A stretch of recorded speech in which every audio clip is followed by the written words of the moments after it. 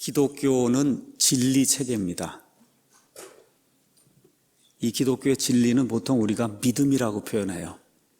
하나님에 대한 믿음, 예수님에 대한 믿음, 성경에 대한 믿음, 마귀에 대한 믿음, 천사들에 대한 믿음, 이런 모든 믿음을 하나로 이렇게 합쳐서 그래서 기독교의 믿음이다, 우리가 그렇게 이야기합니다. 교회라고 하는 말, 여러분 한자로 쓰면 어떻게 되냐? 가르친다는 교자에다가 그 다음에 모인다는 회예요. 그렇죠? 그러니까 교회는 가르치는 모임이에요. 무엇을 가르쳐야 되냐? 우리가 믿고 있는 진리, 그 진리를 우리가 믿음이라고 표현했어요. 그 모든 믿음과 진리를 가르치는 것이 교회입니다. 구약시대에 모세의 율법 수요 이후로 약 1500년 동안 유대인들이 하나님을 섬긴다고 노력을 많이 했는데 그 결과가 결국 어떻게 됐어요?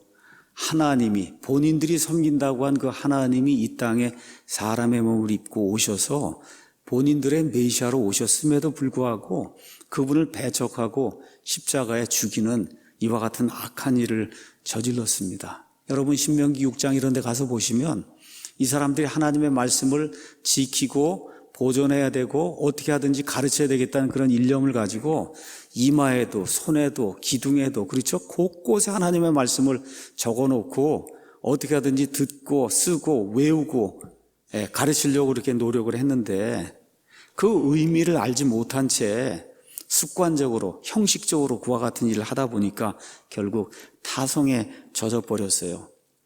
그래서 하나님의 말씀과 이 교리가 처음에 올바로 시작이 되었어도 이게 타성에 젖어버리면 그러면 종교가 되는 겁니다. 성경은 종교는 사람을 죽인다고 이야기합니다. 사도 바울이 갈라디아서에서 내가 유대인들의 종교 안에 거할 때 그 안에서 많은 이득을 취하고 다른 사람들보다 더 열심을 많이 냈는데 결국 그게 뭘 했다는 거야? 하나님을 대적했다는 그런 이야기를 우리가 성경을 통해서 알고 있어요. 그래서 우리가 하고 있는 일, 우리가 믿고 있는 바 이런 거를 타성에 젖어서 아무 생각 없이 이렇게 하게 되면 종교로 전락하게 돼요. 종교로 전락하게 되면 까딱 잘못하면 여러분의 아이들이 종교인이 되고 구원받지 못하는 그런 안타까운 일이 생길 수가 있습니다. 우리 주님께서 공생의 사역 3년 반 마치시고 그리고 이 교회를 형성하시며 교회에 두 가지 규례를 주셨습니다. 규례는 영어로 오디넌스 이렇게 돼 있어요. 오디넌스는 여러분 이렇게 건물을 짓거나 하면 소방법이라는 게 있어요. 이렇게 뭘 지켜야 된다. 이게 오디넌스예요. 반드시 지켜야만 건물 허가가 나고 하는 이게 오디넌스입니다. 오디넌스. 그래서 교회가 반드시 지켜야 될 이와 같은 규칙 아니면 법규 이런 거 두 가지를 주셨습니다. 하나는 침례고 하나는 주의 만찬이에요. 그래서 침례와 주의 만찬은 우리 주 예수님의 죽으심과 부활을 그림으로 보여주는 거예요. 그림의 언어로. 우리가 침례를 이렇게 하게 될 때 어떻게 해요? 이렇게 뉘었다가 다시 이제 일으키잖아요. 그렇죠? 이걸 통해서 예수님의 죽으심과 그 다음에 묻히심과 그 다음에 예수님이 다시 부활하심을 하나님의 천사들, 마귀의 천사들, 그렇죠? 믿는 사람, 믿지 않는 모든 사람들 앞에 증언을 하는 거예요. 말로 다 증언하는 게 있고 이렇게 그림의 언어로 증언을 하는 겁니다. 마찬가지로 주의 만찬, 우리가 오늘 하게 될 이 주의 만찬 역시 그림의 언어로 예수님이 어떤 일을 하셨는가 하는 것을 모든 영적인 존재들에게 또 우리 형제자매들에게 또 여기 믿지 않는 그러한 분들도 여기 와 있을 텐데 그런 분들에게 증언을 하는 겁니다. 우리 교회는 3, 4개월에 한 번 이제 모아서 이제 침례를 드리고 또 주의 만찬은 한 분기에 2번 이렇게 해서 4분기가 있으니까 1년에 8번 주의 만찬을 합니다. 그래서 지난주에 공지한 대로 또 어저께 특별히 카톡까지 다 메시지 보내서 오늘 주의 만찬을 하니까 유념하시고 잘 준비하고 오시라고 이렇게 말씀을 드렸습니다. 자, 그래서 오늘은 공지한 대로 주의 만찬을 하는데 순서를 좀 바꾸어서 주의 만찬의 유래, 의미, 유익, 그 다음에 폐해 이런 것들을 교육하는 교육 설교를 오늘 아침에 좀 진행하도록 하겠습니다. 그 이유는 교회에 많은 분들이 추가가 되고 있어요. 많은 분들이 방문하고 많은 분들이 회원이 되려고 이렇게 노력도 하시고 이제 이렇게 하고 있습니다. 또 여기에 아이들도 많이 이렇게 추가가 되고 있어요. 자, 그래서 타성해졌지 않도록 주의 만찬을 1년에 8번 하는데 타성에 젖어서 하면 안 되거든요. 의미를 모르고 하면 안 됩니다. 유익이 없도록 하면 아무 소용이 없는 그런 일을 하는 거예요. 또 혹시 이게 잘못되면 여기 고린도전서 11장에 가서 보니까 오히려 우리에게 해가 된다 그랬어요.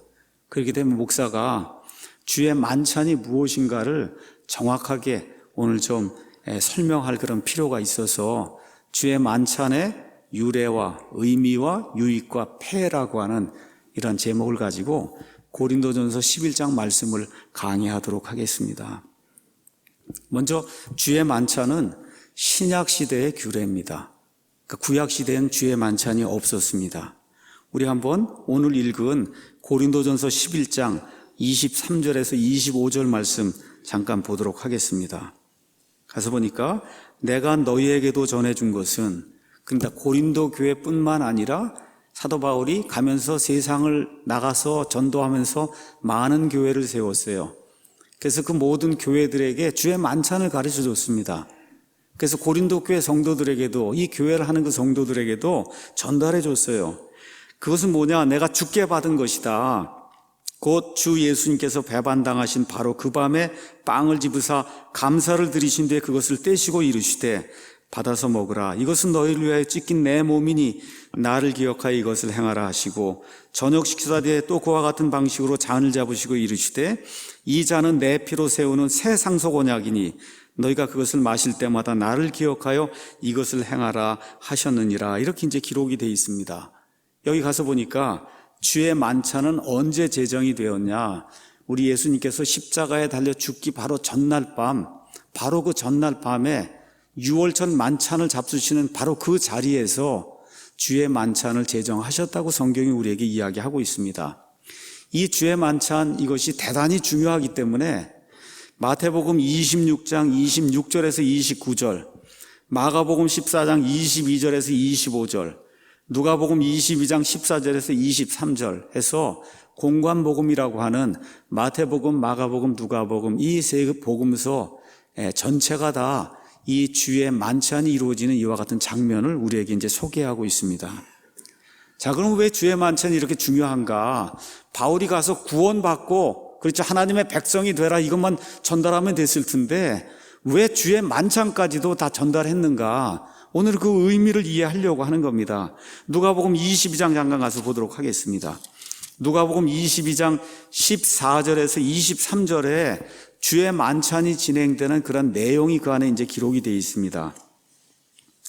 자, 14절 가서 보니까 22장 14절에 시간이 이르매 시간이 오니까 그분께서 12사도와 함께 앉으시고 그들에게 이르시되 내가 고난을 받기 전에 너희와 함께 이 유월절 어린 양 먹기를 바라고 또 바랐다. 예수님이 간절히 바랐다는 거예요. 십자가 사건 생기기 전에 내가 너희에게 이르노니 그것이 하나님의 왕국에서 성취될 때까지 내가 다시는 그것을 먹지 아니하리라 하시고 잔을 집으사 감사를 드리시고 이르시되 이것을 가져다가 너희 가운데서 나누라. 내가 너희에게 이르노니 하나님의 왕국이 임할 때까지 내가 포도나무 열매에서 난 것을 마시지 아니하리라 하시니라.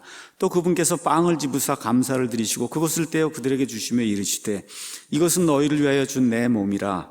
나를 기억하여 이것을 행하라 하시고 저녁 식사 뒤에 잔도 그와 같이 하여 이르시되 이 잔은 너희를 위하여 흘린 나의 피로 세우는 새 상속 언약이라. 이렇게 이제 성경이 기록되어 있습니다. 자, 여기 가서 보니까 지금 예수님께서 지금 십자가에 달려 죽으시려고 하는 이 기간을 성경은 유대인들의 유월절 기간이다. 그래서 유월절하고 곧바로 무교절이 시작이 되기 때문에 성경, 신약 성경에 와서는 이 유월절, 무교절 하나로 이제 묶어서 유월절이라고 부르기도 하고 무교절이라고 부르기도 하는 그와 같은 이 구절들이 나와 있습니다. 자, 유대인들에게 가장 중요한 절기는 유월절입니다. 유월절. 여러분 아시는 것처럼 이 사건, 예수님 오시기 약 1500년 전에 이스라엘 백성이 이집트에서 속박 가운데 거하게 될 때 어린 양의 피를 통해서 이 사람들이 하나님의 전적인 은혜로 구원받아 그래서 가나안 땅으로 올라가는 이와 같은 일이 여기 출애굽 사건을 통해서, 특별히 출애굽 사건 안에 가장 중요한 이 어린 양을 죽여서 피를 뿌리는 그와 같은 그 일을 통해서, 여러분 일을 한 게 중요한 게 아니라 어떻게 그 피를 뿌리면 그러면 구출받는다는 믿음, 그 믿음 때문에 뿌린 겁니다. 여러분, 뿌려서 구원받은 것이 아니라 믿음 때문에 뿌린 거예요. 그러니까 믿음이 있으니까 뿌린 겁니다. 그래서 믿음이 있어서 뿌린 사람 그날 다 구원받게 됐어요. 그래서 이스라엘이 형성이 되는 가장 중요한 그런 사건, 그 사건이 출애굽 사건이고, 그 출애굽 사건의 핵심이 되는 것이 뭐냐? 바로 유월절입니다. 많은 분들이 구약은 예표고 신약은 실체다 그렇게 이야기합니다. 그래서 예수님 오시기 1500년 전에 그 유대인들이 이집트 땅 그 속박의 땅에서 어린 양을 죽였어요. 어린 양. 그 어린 양의 피를 뿌렸습니다. 그게 뭐라고요? 예표란 말이에요. 예표. 그 예표의 실체가 뭐냐? 진짜 어린 양이 오신다는 거예요. 사람의 모든 죄를 제거하는 그와 같은 어린 양이 오신다. 그분이 바로 우리 주 예수 그리스도시다. 성경이 우리에게 그렇게 이야기하고 있는 겁니다. 그래서 요한복음 1장에 나와 있는 것처럼 침례자 요한이 예수님이 오는 걸 보고 뭐라고 이야기해요? 세상 죄를 제거하는 하나님의 어린 양이다. 그렇게 이야기하는 겁니다. 어린 양. 어린 양은 그냥 오늘 교육 설교니까 영어로 lamb이에요. lamb, L-A-M-B. 우리가 이제 그렇게 돼 있는데 그것 말고도 또 기억해야 될 게 있어요. 여기 양 그림 한번 보여주시죠. 가서 보시면 영어로 패스오버라고 하는 말이 있습니다. 패스오버. 패스오버는 우리가 보통 유월절이라고 이야기해요. 유월절. 근데 여러분 가셔서 영어 사전 가서 보시면 유월절이 1번이고 2번의 뜻이 뭐냐? 유월절 어린 양도 패스오버라 그래요. 여러분 이해하시겠죠? 유월절이라는 명절도 패스오버고 유월절에 죽이는 어린 양도 영어로는 패스오버라 그래요. 그래서 우리 예수님은 유월절 어린 양이라고 얘기할 때 램이라고 쓰는 게 아니라 패스오버, 우리의 패스오버라고 하는 거예요. Jesus Christ is our Passover. 그렇게 얘기하는, 예수님은 우리의 패스오버다 그렇게 얘기할 때 그때 우리의 유월절이다 그러면 안 되는 거고, 우리의 유월절 어린 양이라는 뜻이에요. 우리의 유월절 어린 양. 자, 그래서 하나님의 어린 양 예수님이 그러면 예표가 실체가 되려고 하면, 그러면 그 어린 양이 언제 죽었어요? 유월절에 죽었잖아요. 그렇죠? 그러면 실체도 언제 죽어야 돼요? 유월절에 죽으셔야 돼. 그렇죠? 그래서 우리 예수님께서 진짜로 유월절 어린 양으로 유월절에 죽으시는 거예요. 그게 지금으로 이야기하면 대충 언제쯤 되냐? 4월 초순에서 중순 정도 되는 겁니다. 자, 그림 하나 더 보도록 하겠습니다. 자, 이렇게 해서 어린 양을 이렇게 죽였어요. 이스라엘 백성이. 죽이고 그걸 다 끝내면 아무 소용이 없습니다. 어떻게 된다 그랬어요? 이 기둥과 그 다음에 여기 인방에 갖다 어떻게 해야 돼요? 이거를 뿌려야 되는 거예요. 맞습니까 여러분? 뿌려야 되는 거예요. 어떻게? 믿음으로 뿌려야 되는 겁니다. 이렇게 뿌린 사람들 집에서만 장자가 죽지 않는 놀라운 기적이 일어난 겁니다. 우리 예수님께서 온 세상의 모든 죄를 제거하시는 하나님의 어린 양으로 오셔서 십자가에서 죽으시고 온 세상의 모든 죄를 제거하셨습니다. 믿습니까 여러분? 그런데 그것이 내 구원이 되려고 하면 어떻게 해야 돼요? 그 피를 내 마음판에 뿌려야 되는 겁니다 여러분. 그 사람만 구원받을 수 있는 거예요. 하나님이 모든 사람을 위해 예수님이 죽도록 만들어 놓으셨어요. 예수님이 피를 흘려주셨습니다. 그런데 예수님 오시기 전에 1500년 전에 그 이스라엘 사람들 가운데도 죽이고 뿌리지 않은 사람은 어떻게 됐어요? 그날 장자가 죽는 그와 같은 일을 당할 수밖에 없었어요. 그래서 여러분의 마음판에 정말 예수님의 그 십자가에서 흘려주신 그 보배로운 피가 믿음으로 뿌려졌는가? 오늘 아침에 다시 한번 잘 생각을 해보시기 바랍니다. 자, 이것은 어느 면에서 예수님 편에서 볼 때 이제 마지막 유월절 만찬이에요. 그래서 15절, 16절 여기 가서 보니까 아주 엄중한 시간입니다. 그럼 뭐라고 돼 있냐? 고난을 받기 전에. 이 고난이 뭐예요? 십자가 고난이죠. 이 십자가라고 하는 건 사람이 겪을 수 있는 최고의 아픔을 줄 수 있는 이와 같은 이 사형 장치가 이게 십자가입니다. 그냥 단순한 게 아니에요. 이렇게 넘어져서 이렇게 아프고 이런 게 아닙니다. 여기서 예수님이 고난을 당하기 전에 이야기할 때 사람이 느낄 수 있는 최대의 고난, 지금 그 얘기하고 있는 거예요. 내일 그 일이 일어나는 겁니다. 아주 엄중한 그런 시점이에요. 그러면서 또 뭐라고 말씀하시느냐? 그것이 하나님의 왕국에서 성취될 때까지 내가 다시는 그것을 먹지 않는다. 무슨 얘기야? 마지막이라는 겁니다. 여러분, 어떤 일을 할 때 마지막이라고 하면 굉장히 여러분이 신중하게 되고, 그래서 정성을 기울이게 되고, 그렇게 하죠. 우리 예수님도 마찬가지예요. 지금 마지막 만찬 하시는 거예요. 내일이면 죽는 겁니다. 그렇죠?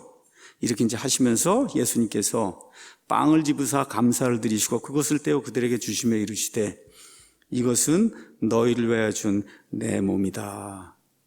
나를 기억하여 이것을 행하라 하시고 저녁 식사 뒤에 잔도 그와 같이 하여 이르시되 이 잔은 너희를 위하여 흘린 나의 피로 세우는 새 상속 언약이다. 이렇게 이제 말씀하셨어요. 그래서 떼어 주시고 먹으라고 말씀하시고 그 이후에 잔을 가져다 주시고 마시라고 말씀하셨기 때문에 사도 바울이 모든 교회에 주의 만찬이라고 하는 이런 규례를 전달하면서 지금 이 시간까지 주님의 명령에 따라 사도 바울이 이렇게 가르쳐 준 대로 저와 여러분이 주의 만찬 규례를 지금 시행하고 있는 겁니다. 자, 여기 이제 몇 가지 중요한 단어가 나옵니다. 첫 번째는 뭐냐? 19절에 나와 있는 것처럼 이것을 기억하라는 거예요. 이것을 기억해라. 자, 뭘 기억해야 되느냐? 자, 빵을 뗀다라고 이렇게 이제 번역이 됐는데, 빵을 뗀다. 이거 영어로 이제 브레이크라는 그런 단어입니다. 여러분, 브레이크가 뭐예요? 부순다는 뜻이에요. 부순다는 뜻이에요. 그렇죠? 저와 여러분이 이제 조금 있다가 빵을 이제 먹게 되면 입 안에 들어가서 이게 어떻게 돼요? 부서져요. 부서집니다, 이 빵이. 그렇죠? 그렇게 예수님의 몸이 저와 여러분을 위해서 부서졌다는 거, 이거를 기억하라는 거예요. 얼마나 그림의 언어가 멋있어요. 그렇죠? 그래서 예수님께서 내 몸이 이렇게 부서지는 거, 이거를 기억을 하라고 이야기해요. 그 다음에 또 뭐라고 돼 있냐? 포도즙을 이제 주시면서 또 너희를 위해 흘렸다는 거예요. 그 피를 흘렸다. 그래서 우리가 이 잔을 마실 때 예수님의 피가 흘려졌다는 그런 사실, 이거를 기억을 하라는 겁니다. 한번 가서 보겠습니다. 그림. 이게 유대인들이 지금도 행하고 있는 유월절에 저 잔과 그 다음에 유월절에 먹는 빵입니다, 여러분. 떡 없어요. 미국 유대인들에게는 떡 같은 거 이런 거 없습니다. 빵입니다, 여러분. 빵. 이렇게 가서 보니까 어떻게 생겼어요? 크래커 비슷하게 이렇게 생겼죠. 그러니까 저걸 이렇게 해서 그럼 어떻게 부술 수가 있는 거잖아요. 이게 들어오면 부서지는 거예요. 그렇죠? 이러한 의미로 예수님께서 주의 만찬을 제정하셨다는 거, 그거를 기억하셔야 된다. 근데 여기 나오는 이 피는 보통 피가 아니야. 대단히 귀중한 피예요. 가서 보니까 뭐라고 말씀하셨느냐 하면 내 피로 세우는 새 상속 언약이다. 그렇게 이야기하면서 성경에 뉴 테스타먼트라고 하는 그런 말이 이제 등장을 하는 겁니다. 저와 여러분이 성경 이야기할 때 앞에 가서 보시면, 한영대역 가서 보시면 올드 테스타먼트, 뉴 테스타먼트, 카베넌트가 아니라 테스타먼트라고 기록이 되어 있어요. 테스타먼트, 상속 언약이라는 거예요. 상속 언약. 근데 뭐라 그래요? 구 상속 언약이 아니라, 옛 상속 언약이 아니라 예수님이 이 피를 가지고 새로운 상속 언약을 제정하셨다는 거예요. 그게 신약이라는 겁니다. 다시 말씀드려, 이 사건을 기점으로 해서 신약과 구약이 나뉘어지게 됐다는 겁니다. 이걸 잘 기억을 해야 되는 거예요. 테스타먼트는 사람이 죽을 때 주는 상속 언약이에요. 그러면 여러분, 상속 언약을 아들, 딸에게 주면 그 상속언약을 주는 부모가 살아있을 때는 그 상속언약이 유효하지 않잖아요. 어느 때 유효하게 됩니까? 부모가 죽어야 유효하게 되는 거예요. 우리 예수님께서 이제 내일 십자가에서 죽음을 앞두고 이제 내가 내 피로 세우는 새 상속언약을 준다라고 이야기를 하는 거예요. 다시 말씀드려, 지금까지는 그럼 뭐였다는 겁니까? 옛 상속언약이라는 거예요. 옛 상속언약. 그림 한번 보도록 하겠습니다. 잘 보셔야 돼요. 여기 지금 빨갛게 해서 이 핏줄이 이렇게 쭉 이렇게 이제 오고 있는데, 여기 예수님 십자가 달린 거 보이시죠? 그렇죠? 거기까지가 구약입니다, 여러분. 이걸 잘 기억하셔야 돼요. 예수님 태어난 때부터가 신약이 아니고 예수님 십자가 사건 그 이후부터가 신약이라는 거. 이거를 이해 못하기 때문에 많은 분들이 복음서를 읽으면서 이 서신서하고 이거 구분이 안 되기 때문에 걸려 넘어지는 거예요. 잘 보세요. 다시 말씀드릴게요. 새 상속 언약은 예수님 십자가 사건 이후부터 새 상속 언약입니다. 그때부터가 신약 시대인 거예요. 그때부터가 신약 시대다. 다시 말씀드려, 우리 예수님은 구약 아래 태어나셔서 구약의 모든 것을 성취하시고, 그리고 어떻게 하셨어요? 신약 시대를 여신 분이에요. 이거를 꼭 기억해야지. 이걸 기억을 못하기 때문에 한국에 너무나 많은 그리스도인들이 이 복음서 가운데 넘어지게 되는 겁니다. 자, 그런데 이 상속 언약의 테스타먼트도 중요하고 또 어떤 단어가 중요하냐? 뉴라는 단어가 중요한 거예요. 뉴라고 하는 단어가 중요하다. 상속 언약은 그 전에도 있었어요. 그거는 옛 상속 언약입니다. 옛 상속 언약. 근데 예수님 뭐라고 말씀하시냐? 내 피로 내가 새로운 상속 언약을 만든다, 그렇게 말씀하시는 거예요. 그게 신약인 겁니다. 거기 가장 중요한 단어가 뭐냐? 뉴라고 하는 단어예요. 뉴, 새로운 거. 근데 여러분, 마태복음 26장 26절에서 29절, 마가복음 14장 22절, 25절 이런 데 가서 NIV나 개역성경 같은 그런 성경을 가서 보시면 뭐가 빠져 있냐? 뉴가 빠져 있습니다, 여러분. 그냥 상속 언약이 되면 안 되는 거예요. 그건 뭐예요? 옛 상속 언약이 그냥 남아있다는 거거든요. 그게 아닙니다. 우리 예수님께서는 새 상속 언약을 본인의 피로 세우시겠다고 말씀하신 거예요. 그럼 왜 누가 이거 뉴를 빼느냐? 원래 다 있는데 누가 뉴를 빼려고 그러겠어요? 구약 체제를 유지하려고 하는 사람들, 거기에서 나온 서기관들이 뉴라고 하는 그런 단어를 빼는 겁니다. 그 대표적인 체제가 어디예요? 천주교인 거예요. 그래서 천주교에서 나온 그와 같은 사본에는 뉴, 새라고 하는 그런 그 단어 별거 아닙니다. 한 단어입니다. 그 한 단어가 저와 여러분의 삶을 바꿀 수 있는 거예요. 그 단어를 빼놓은 거예요. 자, 그러면 어떤 빵하고 어떤 와인을 사용해야 되는가? 제가 좀 인터넷도 찾아보고 이게 미국 사람들 하는 것도 보니까 글쎄 어떤 데는 카스테라 이런 걸 사용을 하고 또 콜라를 사용한다는 거예요. 콜라.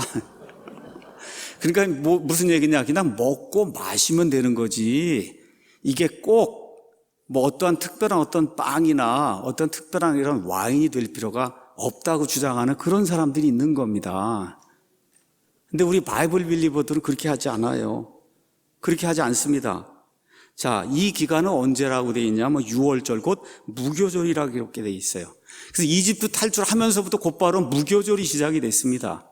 그 무교절에 대해서 출애굽기에 이렇게 기록이 되어 있어요. 제가 읽어보겠습니다. 출애굽기 12장 14절 15절 가서 보니까 이날은 너희에게 기념일이 될지니 너희는 이날을 너희 대대로 주를 위한 명절로 지키고 규례에 따라 그것을 영원토록 명절로 지킬지니라. 너희는 2일 동안 누룩 없는 빵을 먹을 것이요. 누룩은 이스트입니다. 첫째 날에 너희 집에서 누룩을 제거할지니 누구든지 첫째 날부터 7째 날까지 누룩 있는 빵을 먹으면 그 혼은 이스라엘에서 끊어진다고 돼 있어요. 이게 무슨 얘기예요? 죽는다는 얘기입니다. 그렇죠? 18절 19절도 첫째 달 곧 그달 14일 저녁부터 그달 21일 저녁까지 너희는 누룩 없는 빵을 먹을 것이요 2일 동안 너희 집에 누룩이 있지 않게 할지니라. 누구든지 누룩 있는 것을 먹으면 바로 그 혼은 타국인이든지 이 땅에서 태어난 자든지 이스라엘 회중에게서 끊어지리라. 이렇게 기록이 돼 있어요. 그러니까 가장 중요한 게 뭐냐? 이스라엘의 6월절 행사에서 가장 중요한 게 또 뭐예요? 누룩을 제거해야 되는 겁니다. 누룩을 제거해야 돼요. 누룩이 성경이 여기 처음 나옵니다. 출애굽기에 처음 나와요. 성경 전체에 23번이 나옵니다. 11이라는 이런 단어가 23번 나오는데 여기 출애굽기에 처음 나와요. 처음. 이것은 뭐냐? 죄의 상징이라고 성경이 우리에게 처음부터 끝까지 이야기를 해줍니다. 우리 한번 가셔서 고린도전서 말씀 잠깐 보겠습니다. 고린도전서 5장 6절부터 잠깐 보도록 하겠습니다. 너희가 자랑하는 것이 선하지 아니하도다. 적은 누룩이 온 덩어리를 뜨게 함을 너희가 알지 못하느냐. 밀가루 반죽이 있는데 요 이스트 요만큼만 넣어도 이게 다 부풀어 오른단 말이에요. 그러므로 너희는 누룩 없는 자들인지 여러분 믿습니까? 예수님 안에 있으면 하나님 보실 때 저와 여러분에게 누룩이 없다고 하나님이 봐주시는 거예요. 그래서 새 덩어리가 되기 위하여 묵은 누룩을 제거해야 된다는 겁니다. 묵은 누룩을 제거해야 된다. 우리의 유월절 어린 양 곧 그리스도께서 우리를 위하여 희생물이 되셨느니라 이렇게 기록이 돼 있어요. 영어로 가서 보니까 Christ our Passover 이렇게 기록이 됐어요. 우리의 유월절 어린 양께서 우리를 위해 희생당하셨기 때문에 그래서 묵은 누룩을 제거해야 된다. 그러므로 우리가 그 명절을 지키되 묵은 누룩으로 하지 말고 악의와 사악함에 누룩으로도 하지 말며 오직 순수함과 진실함에 누룩 없는 빵으로 하자라고 이야기하면서 여기 누룩이 성경에서 무슨 의미를 주고 있는가를 우리에게 설명을 해주고 있는 거예요. 그래서 누룩은 죄를 나타내요. 누룩은 거짓된 교리, 악한 교리를 상징합니다. 자, 그래서 예수님이 마지막 만찬에서 잡수신 그와 같은 빵, 그리고 제자들에게 떼어서 나눠주신 그 빵은 유대인들의 규정대로 누룩이 없었어요. 보도록 하겠습니다. 그 빵을 유대인들은 지금까지 계속 사용하는 거예요. 3,500년 동안. 그 빵을 뭐라고 부르냐? 마쪼라고 부릅니다. 마쪼. 마쪼. 가서 여러분이 구글에 가셔서 MATZO 이렇게 치시면 마쪼가 나와요. 그럼 위키피디아에 가서 보시면 이거 어떻게 만드냐 아주 간단하게 그냥 밀가루에다 물 넣어서 다른 거 절대 넣으면 안 되게 되어 있습니다. 그렇게 되어 있는 거예요. 저 빵이. 그래서 누룩이 없는 빵을 가지고 주의 만찬을 해야만 되는 겁니다. 자, 와인을 보도록 하겠어요. 와인은 동형이의어예요. 동형이의어라고 하는 것은 단어는 하나인데 뜻이 두 개가 될 수 있다는 거예요. 그래서 와인은 한국 사람들이 생각하는 것처럼 포도주가 아니라 대다수의 경우 포도즙입니다. 포도즙. 우리 사람들은 대개 와인 먹는다 그러면 다 술 마시는 걸로 생각하지만 성경에 나와 있는 와인은 거의 대다수 단어가 알코올이 들어있지 않은 포도주스, 포도즙을 가리킨다는 사실을 저와 여러분이 꼭 기억을 해야 됩니다. 그거 어떻게 알 수 있느냐? 우리 한번 가서 누가복음 가서 한번 보시겠습니다. 누가복음 아까 읽었던데 22장 18절 가서 보세요. 내가 너희에게 이르노니 하나님의 왕국이 임할 때까지 내가 포도나무 열매에서 난 것을 마시지 아니한다. 이렇게 되어 있어요. 여러분, 유대인들이 포도즙을 어떻게 만드는가 성경에 가서 보시면 옛날 성경에는 포도주 틀이라는 게 있어요. 포도주 틀 이런 거 나오면 여러분이 요만한 무슨 틀이 있어서 거기다 포도를 이렇게 넣어갖고 그래서 으깨는 건가 보다. 그러면 뭐가 되는가 보다. 이렇게 생각합니다. 한번 그림 보시죠. 지금 여기가 유대인들이 포도를 수확을 해서 그래서 포도즙을 만드는 영어로 와인 프레스라고 하는데 저 잠깐 어때요? 굉장히 큰 교실만큼 큰 그와 같은 장소예요. 교실만큼 커요. 저기다가 포도를 잔뜩 집어넣고 누가 으깨요? 사람들이 발 씻고 그리고 들어가서 그 위에서 밟아갖고 포도를 으깨면은 이 포도가 쭉 해서 즙이 나오면 저 끝에 가서 포도즙을 모아서 그래서 저장해서 1년 동안 쓰는 거예요. 저게 포도즙 틀이에요. 여러분, 저렇게 밟으면 포도주가 나옵니까? 포도즙이 나옵니까? 그래서 포도나무 열매는 그럼 뭐예요, 여러분? 열매에서 나는 거. 그럼 뭡니까? 포도즙이에요? 포도주예요? 즙이 되는 거예요. 포도즙. 저게 성경이 이야기하는 성경에 나오는 포도즙 틀이라고 기록된 건 다 저 틀을 이야기하는 거예요. 조그만 이런 거 가서 꾹 눌러갖고 나오고 이런 거 얘기하는 게 아니라 저 틀을 이야기하는 거예요. 그래서 저 틀에서는 뭐가 나와요? 포도즙이 나오는 겁니다. 포도즙. 자, 그래서 이제 포도즙이 나오면 거기에 누룩이 들어가면 그러면 어떻게 돼요? 발효가 돼서 부패가 되면 뭐가 되는 거예요? 포도주가 되는 거예요. 포도주. 자, 한번 가서 다음 그림 보도록 하겠습니다. 제가 이번 여행이 아니고 지금부터 10년 전에 이스라엘 여행을 한 번 더 갔습니다. 이스라엘 여행 한 번 갔어요. 그랬더니 전 세계에서 사람들이 이스라엘 땅에 옵니다. 그렇게 하면 두 가지를 대개 갖고 가요. 요르단강에서 물을 가져다가 이제 세례를 해야 되겠다. 그 물로 한 무슨 특효가 있는 걸로 알고 세례 주려고 이제 물을 담아갑니다. 그게 이제 하나가 있고, 두 번째가 이스라엘 땅에서 난 포도주로 주의 만찬을 하면 얼마나 좋겠는가 이런 생각을 하고 포도주를 이제 사러 갑니다. 포도주. 그리고 포도주 가게 이렇게 가잖아요. 그럼 거기 발효가 되는 포도주가 다 있는데 딱 가서 보면 저런 게 있어요. 뭐라고 써 있어요? 커뮤니언 와인 0% 발륨. 이게 무슨 소리예요? 주의 만찬을 할 때 쓰는 알코올 도수가 얼마예요? 0%. 그럼 무슨 얘기예요? 누룩이 들지 않는 와인으로 그렇게 이 주의 만찬을 한다는 것을 유대인들이 다 알고 있기 때문에 그래서 0% 와인 저거를 사가는 거예요. 이게 지금 이 시간에 유대인들이 저런 와인을 만들어서 주의 만찬하기 원하는 그런 그리스도인들 사가라고 판매를 하고 있는 겁니다. 그래서 역시 구글에 가셔서 이와 같은 그 와인은 유대인들이 먹는 음식은 코셔라고 불러요. 코셔. 그래서 KOSHER, 코셔 와인이라고 치면 거기 아주 정확하게 기록이 돼 있어요. 6월절에 먹는 그 와인엔 누룩이 들어가면 절대 안 된다. 이렇게 기록이 돼 있습니다, 거기에. 다시 말해, 그날 예수님이 나누어 주신 그 빵과 그 다음에 그 와인은 뭘 상징해요? 예수님의 살과 피를 상징하는 거예요. 여러분, 그 살과 피가 더럽거나 죄가 있거나, 그렇죠? 이런 누룩이 들어있는 이런 걸로 표현이 되면 안 되지 않습니까? 맞습니까, 여러분? 그렇기 때문에 우리가 먹고 마시는 이 빵, 주의 만찬에서 먹고 마시는 이 빵과 와인 역시 어떻게 해야 돼요? 누룩이 들지 않은, 그래서 부패가 되지 않은 이런 빵과 부패가 되지 않은 이와 같은 포도주스, 포도즙을 사용을 해야 되는 거예요. 그래서 미국의 다수의 침례교인들이 지금 이 시간까지도 와인을 사용해요. 뭘 사용해요? 포도주스를 사용할까요? 포도주를 사용할까요? 포도주스를 이제 사용하는 겁니다. 자, 그러면 주의 만찬에는 누가 참여하는가? 여러분, 이거 이름이 뭐예요? 주의 만찬이에요. 다시 말씀드려, 예수 그리스도께서 내 주님이십니다 하고 고백할 수 있는 사람은 참여할 수 있는 거예요. 예수님이 내 주인이십니다. 주라고 하는 말은 주인이란 얘기예요. 예수님이 내 주인이십니다 하고 고백할 수 있는 분만 참여할 수 있는 거예요. 우리 교회 교인이 아니라도 상관없습니다. 침례받지 않아도 상관없어요. 어떤 분만 참여할 수 있냐? 예수님의 그 보혈의 피로 말미암아 내 행위와 상관없이 하나님이 거저 주시는 은혜로 나는 확실히 구원받아. 지금 이 시간 내가 죽는다 해도 저 천국에 내 자리가 한 자리 마련되어 있음을 내가 성경을 통해 확신합니다 하는 이와 같은 믿음의 고백을 할 수 있는 분이면 누구나 참여할 수 있는 이와 같은 것이 주의 만찬이에요. 자, 그러면 이 주의 만찬을 어디에서 해야 되느냐? 이렇게 뭐 한두 명 모이거나 조그만 소그룹 모임을 하거나 뭐 이렇게 할 때 어디서나 주의 만찬을 할 수 있는 것이냐. 여기 고린도전서 11장 가서 보니까 11장 20절에 이렇게 기록이 돼 있어요. 가서 보니까 어떻게 돼 있냐.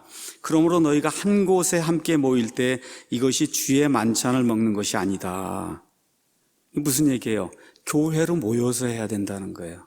그러니까 주의 만찬은 특별한 일이 없는 한은 교회 성도들이 이 교회, 하나의 몸, 주님의 몸, 이 지역교회로 모일 때 이 장소에서 주의 만찬을 해야 된다. 성경이 그렇게 이야기하는 겁니다. 그러니까 한두 명이 모여서 뭐 이렇게 나누고 그런 것이 아니라 어떤 소그룹이 나누는 것이 아니라 가능한 한 우리 교회 전체 성도들이 한 자리에 모여서 그래서 주님의 이 몸과 피를 상징하는 빵과 포도주스 이것을 우리가 나눠야 된다.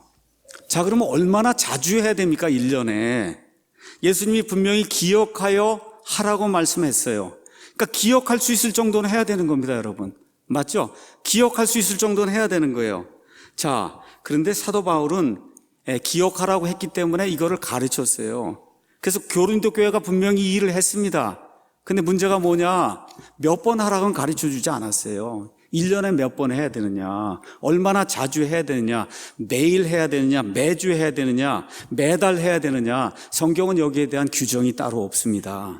근데 어떤 분들이 잘못 오해하는 분들이 있어요. 11장 26절 가서 보면 너희가 이 빵을 먹고 이 잔을 마실 때마다 이러면 영어로 가서 보시면 as often as 이런 말이 나옵니다. as often as 이렇게 나오니까 often이 자주란 뜻이잖아요. 그러니까 이걸 잘못 인용을 해서 어떻게 하냐? 너희가 모일 때마다로 그렇게 오해하는 분들이 있어요. 모일 때마다 해야 된다. 여기 그게 아니에요. 뭐라고 돼 있어요? 먹고 마실 때마다라고 돼 있지 모일 때마다로 돼 있지 않습니다. 그렇기 때문에 주일이고 예배 모일 때마다 주에 만찬하는 거 그건 저는 성경적이라고 생각하지 않습니다. 다시 말씀드려 너무 자주 하면 타성해졌게 되고 너무 적게 하면 그 의미와 유익을 우리가 잊게 되는 거예요. 그래서 제가 또 찾아봤습니다. 이렇게 했더니 많은 침례교회들이 한 달에 한 번 정도 그 정도 꼴로 주의 만찬을 해서 예수님의 이 죽으심을 기억하는 이와 같은 일을 하고 있다고 한 사실을 이제 알게 됐어요. 그래서 이제 저희 교회는 한 달에 한 번씩 하지 않고 분기마다 그래서 한 분기에 2번씩 4분기니까 1년에 8번 이제 하게 됩니다. 자, 그러면 언제까지 해야 되느냐? 이것도 성경에 나와 있습니다. 26절에 이는 너희가 이 빵을 먹고 이 잔을 마실 때마다 주의 죽으심을 그분께서 오실 때까지 보인다는 거예요. 언제까지 하는 겁니까? 주님 재림하실 때까지. 다시 말씀드려 어떻게 이 땅에 교회가 존재할 때까지. 자, 이제 공중에서 나팔 소리가 들면 교회가 다 휴거가 돼서 이제 올라가죠. 그렇죠? 그리고 그리스도의 심판석을 통과해요. 그리고 뭐가 이루어져요? 이제는 신랑과 신부가 결혼하는 일이 생겨요. 그래서 혼인 만찬이 생겨요. 이렇게 되면 더 이상 안 하는 겁니다.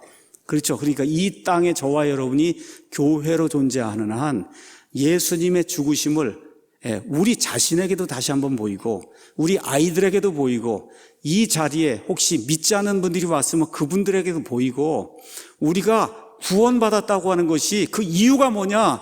예수님이 우리를 대신해서 죽었기 때문이다. 그렇죠? 이 사실을 보여주기 위해서 이 땅에 교회가 존재하는 한 주의 만찬을 행해야 된다고 성경이 우리에게 이야기해주고 있습니다.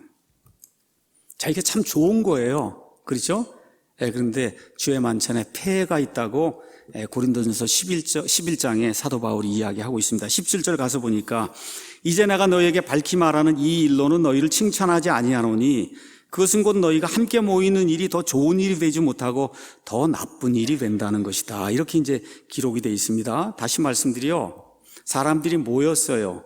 그리고 결국 이제 애찬도 하고 주의 만찬을 하는데 그 일이 유익이 돼야 되는데 오히려 나쁜 일이 되는 이런 악한 상황이 발생했다는 거예요.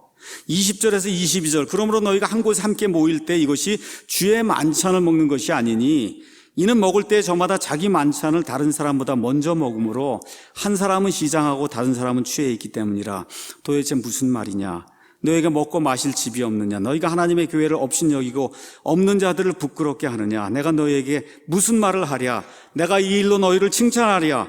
너희를 칭찬하지 아니하노라. 자, 이거 배경을 이제 설명하도록 하겠습니다. 초대교회의 특징을 설명하겠어요. 초대교회에서는 이렇게 예배들이 이렇게 모이면 특별한 일이 없는 한 성도들이 함께 모여 먼저 애찬 사랑의 음식을 나눴어요. 그러니까 저녁을 먹은 겁니다. 사도행전 2장 42절 46절 전에 기록된 것처럼 그걸 우리가 애찬 영어로 love feast 하지만 charity feast 이제 이렇게 이야기할 수가 있어요. 그래서 밥을 먹는 거예요. 그걸 어떻게 다 싸갖고 와서 밥을 먹는 겁니다. 근데 이게 사랑의 잔치가 되려면 그 가운데 돈이 많이 있는 사람도 있고 가난한 사람도 있고 하잖아요. 그렇죠? 그럼 많이 있는 사람은 많이 싸갖고 오고 없는 사람 그냥 참석을 해서 서로 이렇게 나눠 먹으면서 예수 그리스도의 그 사랑을 나눠야 그게 애찬이 되는데 그러면서 그 애찬이 이제 다 끝나면 맨 마지막 그 애찬의 절정이 뭐냐? 주의 만찬을 행하는 거예요. 주의 만찬을 행하는 거예요.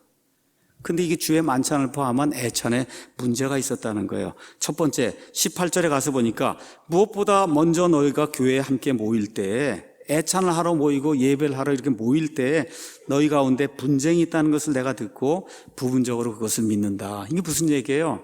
파당이 있었다는 거예요.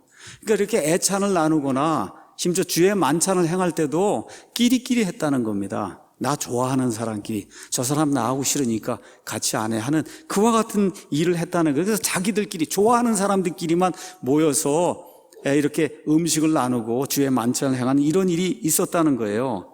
이런 가운데 또 어떤 일이 있었냐?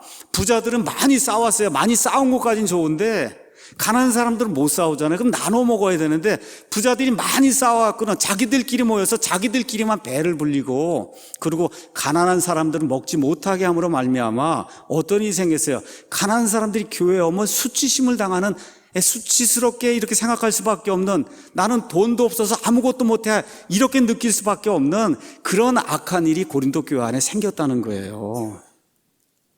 그러니까 교회가 이와 같은 애찬을 행하든 주의 만찬을 행하든 남을 배려하는 그런 일, 그것이 바로 예수님을 사랑하는 건데, 이런 것이 없이 형식적으로 하는 거, 이것은 안 된다, 그렇게 이야기하는 거예요. 그래서 사도 바울이 이 이야기를 한 이후에 주의 만찬을 행할 때는 신중하게 행해야 된다라고 27절 이후에 이야기를 하는 겁니다. 27절에 그러므로 누구든지 주의 이 빵과 이 잔을 합당하지 않게 먹고 마시는 자는 주의 몸과 피에 대하여 죄가 있다. 다시 말씀드려, 아무 생각 없이 빵이 배급이 되고 포도 주스에게 배급이 다 아무 생각 없이 그냥 먹으면 오히려 여러분에게 죄가 될 수 있다는 겁니다, 이게. 그러니까 생각을 잘하고 여기에 참여해야 된다는 거예요. 그래서 28절에 그럼 그걸 방지하려면 어떻게 해야 되냐? 오직 사람이 자기를 살피고 그 뒤에 그 빵을 먹고 그 잔을 마셔야 된다. 그래서 저희가 주의 만찬이 있으면 꼭 그 전주에 이야기를 합니다. 다음 주에 주의 만찬하러 오시기 전에는 우리 자신을 살펴보고, 혹시 하나님 앞에 고백하지 않은 그런 악한 죄가 있으면 하나님 앞에 고백을 하고 몸과 마음을 깨끗이 하고 그리고 와서 주의 만찬에 참여해야 됩니다라고 미리 이야기를 드리고, 그리고 어제 같은 경우도 또 다시 한번 카톡으로 전 교인들에게 문자를 다시 보내드린 거예요. 좀 몸과 마음을 깨끗이 하고 하나님 앞에 올바르게 주의 만찬을 집행을 해야 된다, 그렇게 말씀드린 겁니다. 29절 가서 보니까 합당하지 않게 먹고 마시는 자는 주의 몸을 분별하지 못하고 자기를 위하여 정죄를 먹고 마시느니라. 이 빵과 포도주스를 이렇게 먹는 게 오히려 이 사람에게 정죄 행위가 된다는 거예요. 이게 무서운 거다. 그 결과가 뭐냐? 30절에 이런 까닭에 너희 가운데 약한 자와 병든 자가 많고 잠자는 자도 많다. 그러니까 지금은 그런 일이 생기지 않았지만 과거의 고린도 교회에는 이 주의 만찬을 제대로 참여하지 못한 일로 말미암아 잠자는 자가 뭐예요? 죽임당한 자들이 있었다는 거예요. 몸에 병이 든 사람들이 있었다는 겁니다. 이 정도로 이 주의 만찬이라고 하는 것을 저와 여러분이 심각하게 생각하고 신중하게 여기에 참여를 해야 된다. 성경이 우리에게 그렇게 이야기하는 거예요.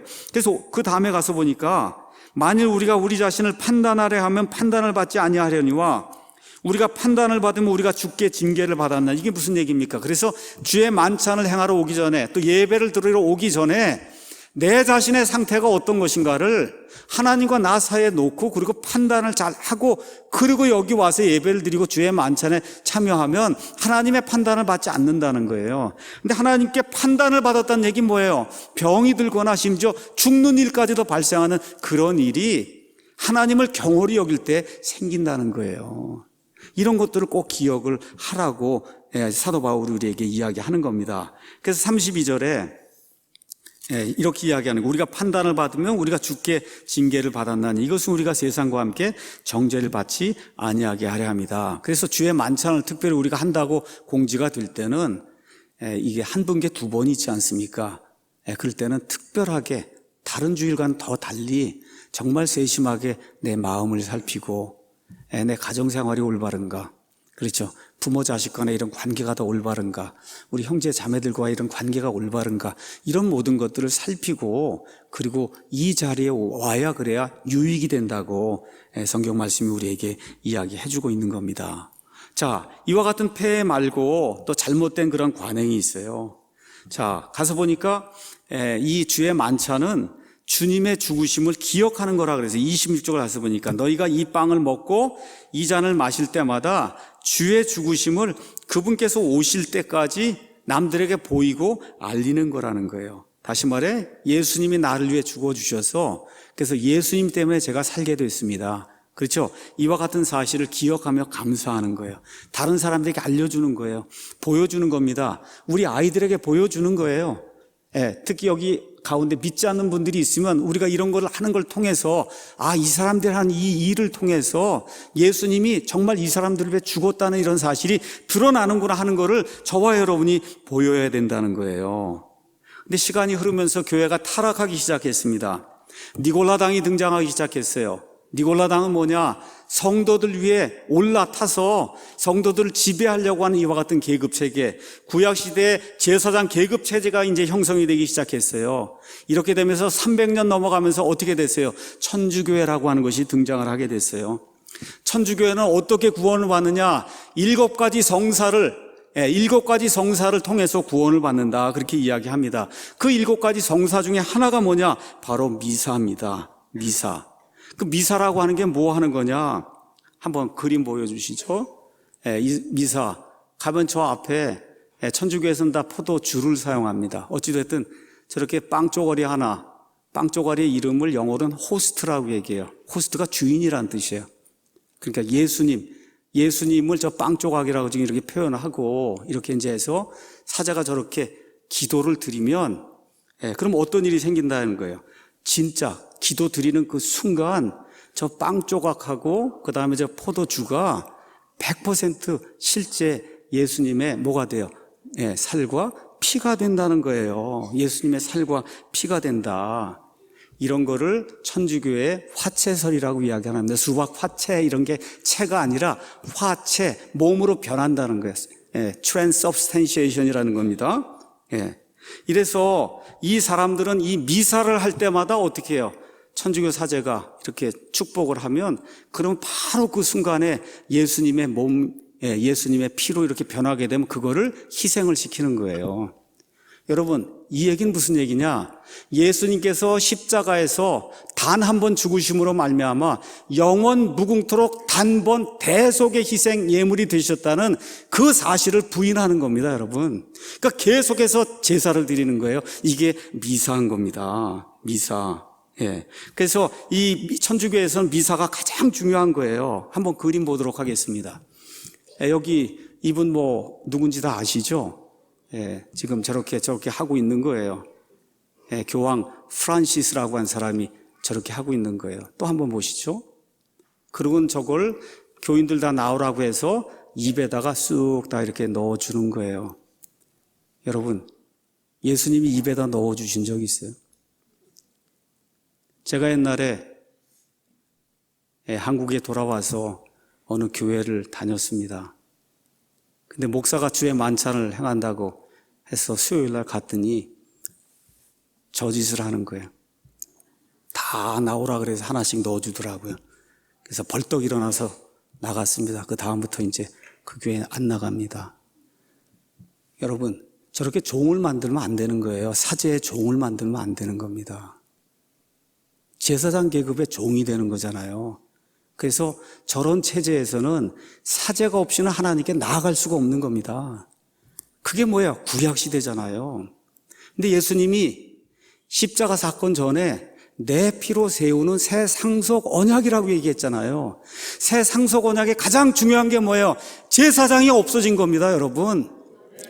제사장이 없어진 거예요. 하나님께 직통 나아가는 길이 열린 거예요. 근데 지금 이 시간에도 하나님과 사람 사이에 서서 저렇게 빵을 집어주는 이와 같은 이 악한 일을 하는 이와 같은 체계가 있는 겁니다. 예수님이 그걸 미워한다 그래서 내가 니골라당의 그 행위를 미워한다.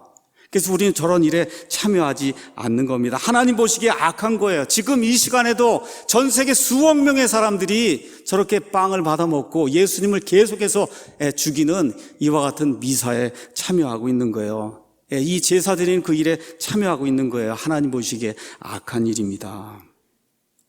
다음 그림 보시죠. 2019년 2월 4일 한 달 전에 여러분 잘 아시는 것처럼 역대 교황 중에 처음으로 저 사람이 어딜 갔습니까? UAE에 어딜 갔어요? 아부다비 갔죠. 거기가 어디예요? 이슬람교의 발상, 이슬람교가 생겨난 데다. 이렇게 돼서 처음으로 종교 통합, 종교 일치를 위해서. 그리고 가서 뭐 하는 거예요, 지금? 저 제사장 저거 하잖아요. 저거 하면서 미사 드리는 거거든요.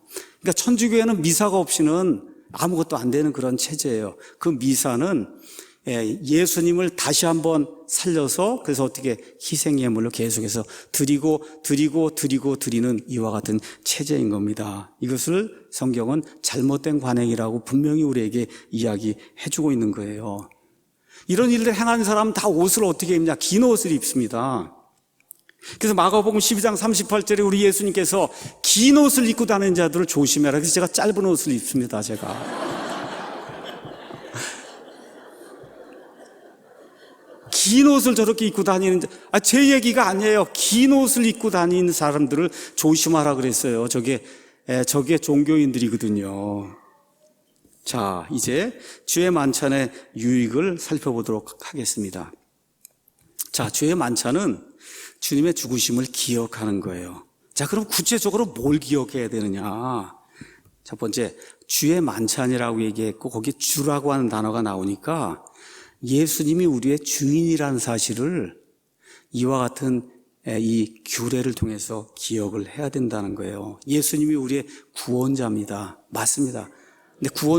근데 구원자 이상이 돼야 된다는 거예요. 그럼 무슨 얘기예요?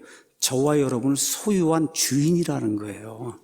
저와 여러분을 소유한 주인이시다.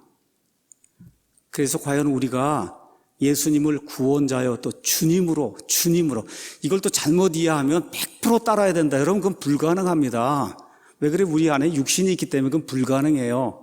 하지만 계속해서 100% 하나님의 뜻을 위배하며 사는 삶, 이걸 살면서 나는 그리스도인이다, 그렇게 할 수 없다는 거예요. 그러니까 어떻게 돼요? 날이 가면 갈수록, 시간이 가면 갈수록 주인의 말에 더 많이 순종해서 그 주인의 형상에 점점 가까이 가는 그런 삶을 사는 게, 그게 그리스도인이라고 성경이 우리에게 이야기해주고 있는 거예요.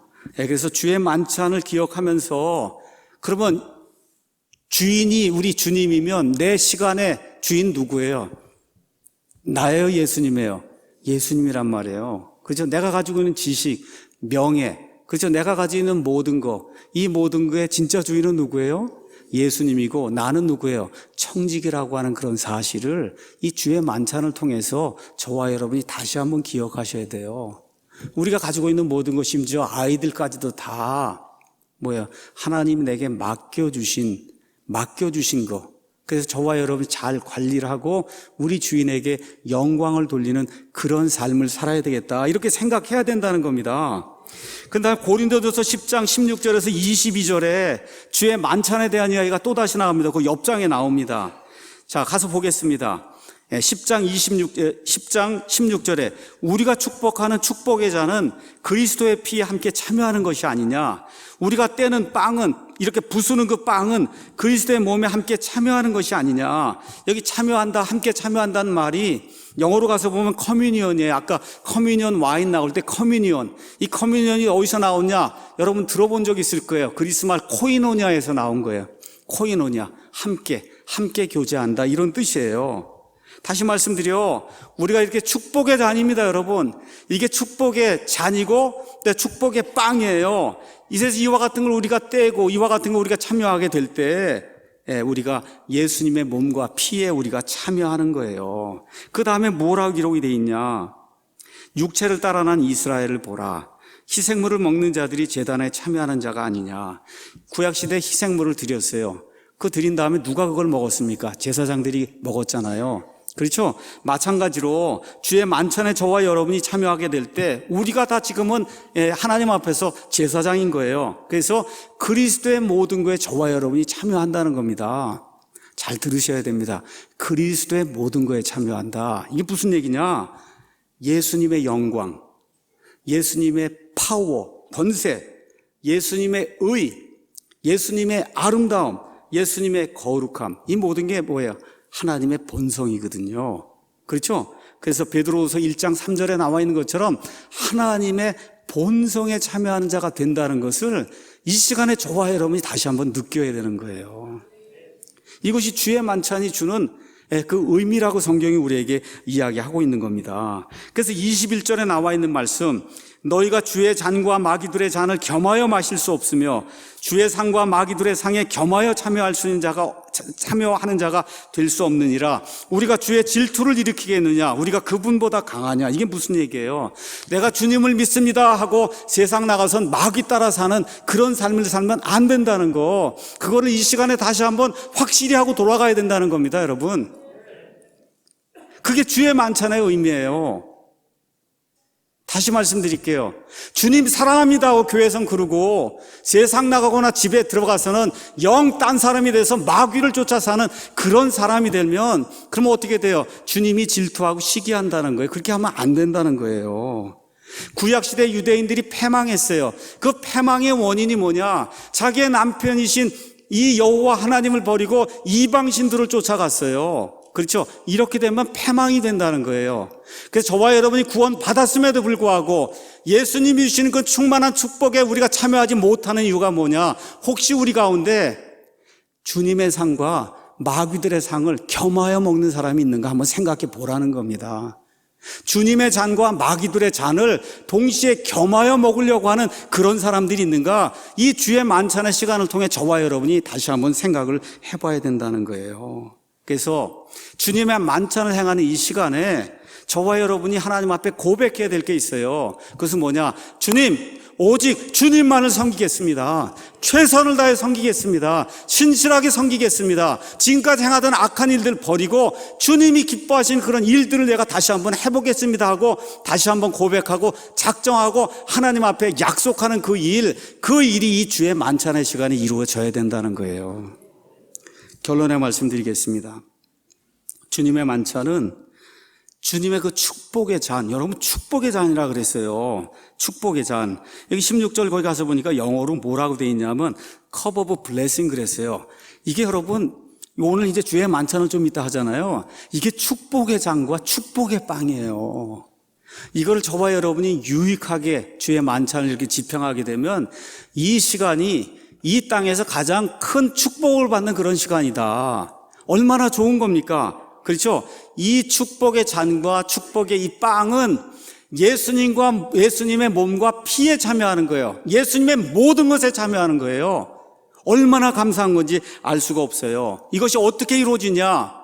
예수님께서 십자가의 죽으심으로 말미암아, 그렇죠? 저와 여러분의 행위에 상관없이 하나님이 거저 구원해 주신 그 은혜, 이걸 통해서 저와 여러분이 이 축복의 잔과 축복의 빵에 참여하게 되는 겁니다.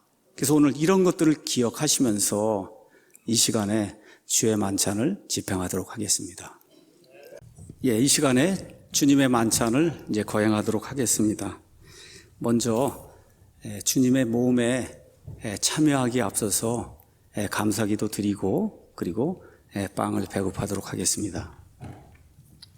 하나님 아버지, 이 시간 이 죄인들을 위해 부서진 주님의 죄 없는 몸을 기억하옵니다. 사람이 무엇이기에 죽기 위해서 우리를 생각 속에 깊이 두시나이까? 사람이 무엇이기에 우리를 위해 십자가에 못 박히셨나이까? 한없이 큰 하나님의 사랑과 긍휼이 저희를 한없이 작고 부끄럽게 만듭니다. 주님, 이 시간 예수님의 찢긴 몸을 기억하며 찬양하고 감사를 드리니 부디 홀로 영광 받으소서. 십자가의 모든 고통으로 흘리신 예수님의 피로 우리가 그리스도 안에서 자녀되었음을 확고히 믿사오니 아멘. 어린 아이의 마음으로 예수님을 믿고 의지할 수 있도록 하옵소서.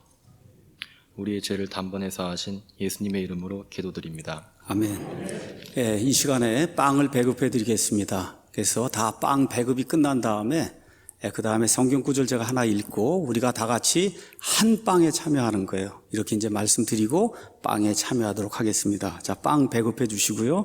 빵을 배급하면서 찬송가 우리 418장 하도록 하겠습니다.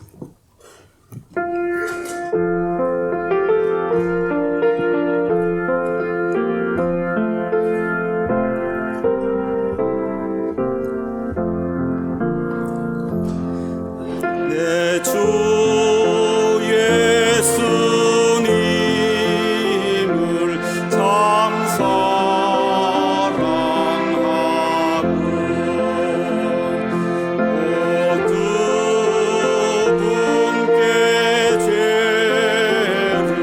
다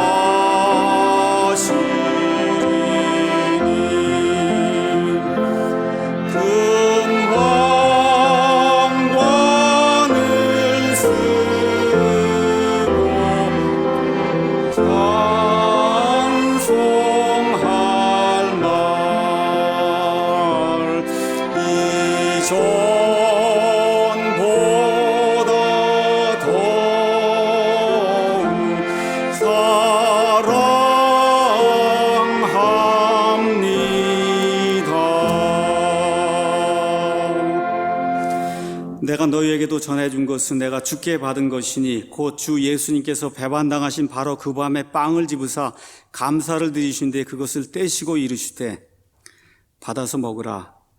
이것은 너희를 위하여 찢긴 내 몸이니 나를 기억하여 이것을 행하라 하시고, 우리 주 예수님께서 우리에게 기억하라고 하신 거 기억을 하시면서 다 같이 예수님의 몸에 참여하시겠습니다.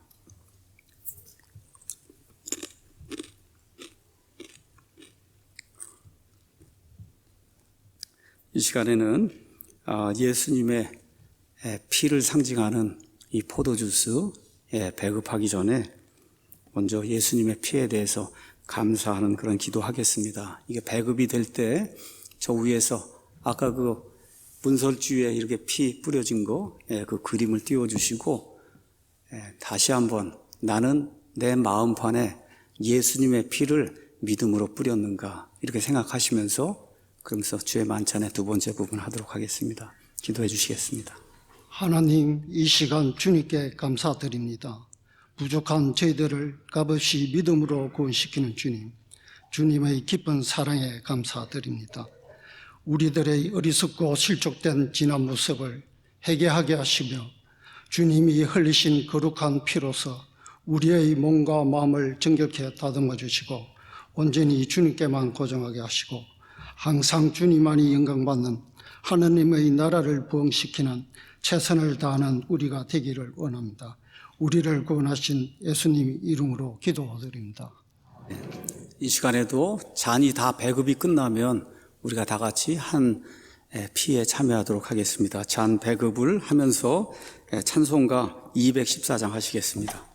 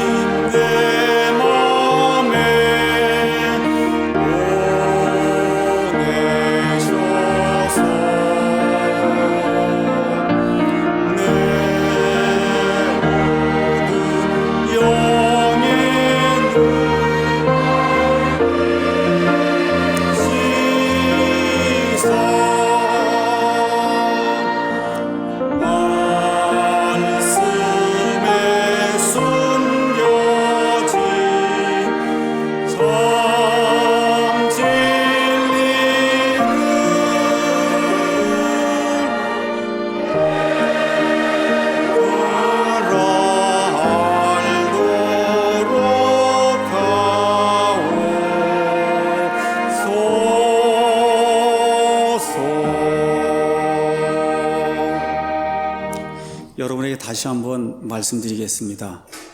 이 빵과 포도주스 먹는다고 해서 구원받는 것 아닙니다. 여기에는 영적인 의미가 들어있어요. 영적인 의미는 뭐냐? 예수님의 죽으심으로 말미암아 저와 여러분이 우리의 행위와 상관없이 하나님의 은혜로 구원받았다는 거예요. 그 구원받은 사람으로서 이 주의 만찬을 행하는 가운데 영적으로 예수님의 모든 것에 참여한다는 그런 의미입니다.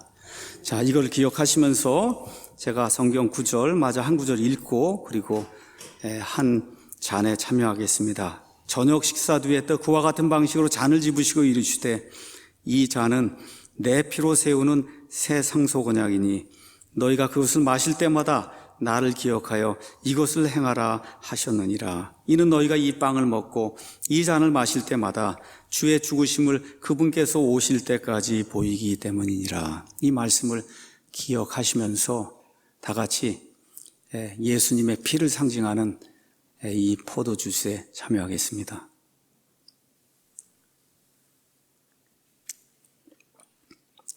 이것으로 주의 만찬 마치고 제가 잠깐 기도하고 모든 것 마치도록 하겠습니다. 아버지 하나님 감사합니다.